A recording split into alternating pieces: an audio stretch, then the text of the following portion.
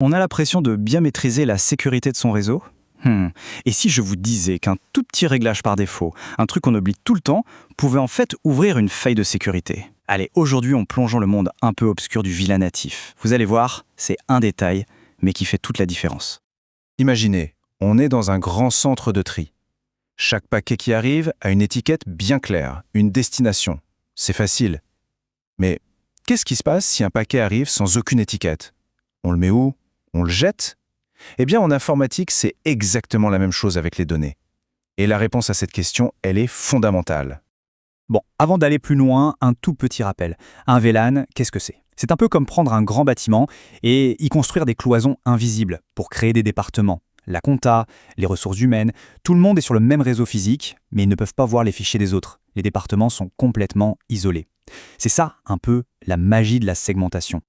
Alors, quel est l'intérêt de faire ça? D'abord, bien sûr, la sécurité. On isole le réseau des invités du réseau principal de l'entreprise. Logique. Ensuite, les performances. On peut par exemple créer une sorte de voie express juste pour la téléphonie sur un VLAN 150, pour être sûr que les appels ne soient jamais coupés par quelqu'un qui lance un gros téléchargement sur le VLAN des utilisateurs, disons le 550. Bref, c'est un vrai couteau suisse pour tout administrateur réseau. Ok, le réseau se développe. Un seul commutateur, c'était bien, mais maintenant on a 2 étages ou même 2 bâtiments, et il va bien falloir les connecter. Et là, le défi, c'est de faire en sorte que le VLAN Compta du premier étage puisse communiquer avec le VLAN Compta du deuxième, mais sans que les autres VLAN puissent s'en mêler. Et pour y arriver, on ne va pas juste utiliser un câble réseau de base. Non, on met en place ce qu'on appelle une liaison trunk. Si on reprend notre image de l'autoroute, le trunk, c'est une sorte de super autoroute à plusieurs voies entre nos 2 bâtiments. Chaque voie est réservée à un VLAN spécifique. Et pour être sûr que les données ne se trompent pas de voie, on leur colle une étiquette de couleur. Rouge pour la compta, bleu pour les RH, etc. Et c'est là qu'on revient à notre question du début. Sur cette autoroute parfaitement organisée, où chaque paquet de données a sa couleur, son étiquette, que se passe-t-il si une donnée arrive sans aucune couleur, sans étiquette? Où est-ce qu'elle voit? C'est la grande question. Et la réponse est très simple, le VLAN natif. En fait, c'est la voie de service, la destination par défaut pour tous les paquets qui n'ont pas d'étiquette.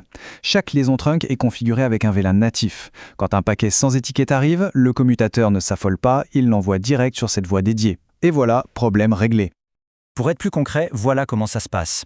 Un paquet sans étiquette arrive sur le premier commutateur. Lui, il le regarde, il voit qu'il n'y a pas d'étiquette et il l'envoie tel quel sur la liaison trunk. Le deuxième commutateur de l'autre côté le voit arriver et se dit « Tiens, un paquet orphelin, sans étiquette, pas de problème, je sais exactement où le mettre dans le VLAN natif, et hop, il le redirige. » Et c'est précisément là que ça peut devenir dangereux. Parce que par défaut, sur 99% des équipements réseau qu'on sort du carton, ce fameux VLAN natif est configuré sur le VLAN 1. C'est sûr, c'est pratique pour que tout fonctionne tout de suite, mais c'est aussi une porte d'entrée potentielle. Pourquoi c'est grave? Eh bien, imaginez que la voie de service de notre autoroute, le VLAN natif, soit aussi la route qui mène directement à la salle de contrôle de l'autoroute, c'est-à-dire au VLAN d'administration des équipements. En laissant le VLAN 1 par défaut, c'est souvent exactement ce qu'on fait.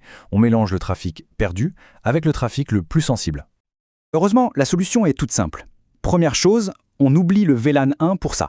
On crée un VLAN complètement isolé, disons le 999, un VLAN poubelle qui ne mène nulle part et qui n'a accès à rien, et c'est ce VLAN qu'on va désigner comme étant le VLAN natif. Comme ça, tout le trafic non identifié finit dans une impasse sécurisée. Le risque est alors quasi nul. Mais attention, il y a une règle d'or. La règle à ne jamais oublier. Pour que ça marche, les 2 commutateurs de chaque côté de la liaison trunk doivent être d'accord sur le numéro de ce VLAN natif. Si le commutateur A pense que c'est le 150 et que le commutateur B pense aussi que c'est le 150, alors tout va bien. La communication est claire.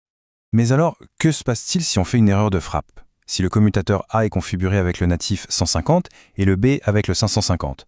Un paquet sans étiquette part de A, il traverse le trunk et arrive à B. B le voit et se dit « Ah, pas d'étiquette, donc ça va dans mon VLAN natif à moi, le 550 ». Et voilà comment un paquet, qui n'aurait jamais dû se retrouver là, atterrit dans le VLAN 550.